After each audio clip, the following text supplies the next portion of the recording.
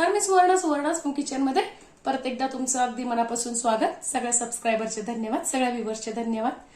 आज मी तुम्हाला कुठली रेसिपी नाही दाखवते, पण आपण जेव्हा रेसिपी बनवतो त्याच्या आधीची तयारी कशी करायची ते दाखवणार आहे. जेव्हा आपल्याकडे काही कुलधर्म कुळाचार असतो किंवा कधी श्राद्ध पक्ष असतं, कधी आपल्याकडे पाहुणे येणार असतात आणि सगळं आपण जर घरात एकटी असलो तर आपल्या एकटीवर खूप कामाची जबाबदारी पडते.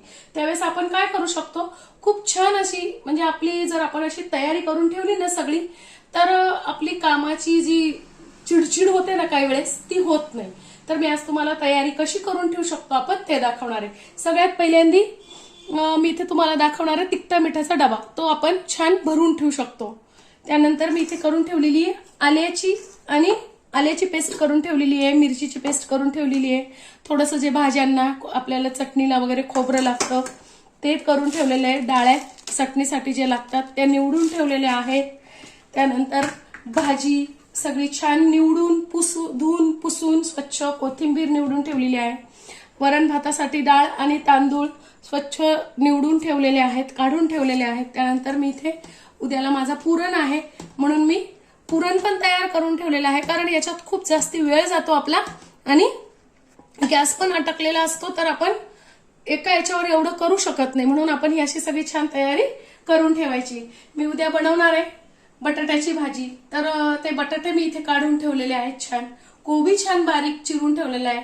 त्यानंतर कोबीला जी मी डाळ घालणार आहे ना, तर ती डाळ मी इथे रात्रीच भिजवून ठेवलेली आहे. डाळ कोबीची भाजी मी बनवणार आहे.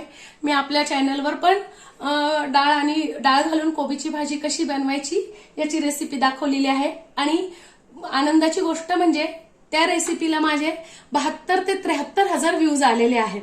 इतकी सुंदर ही कोबीची भाजी आपली तयार होते.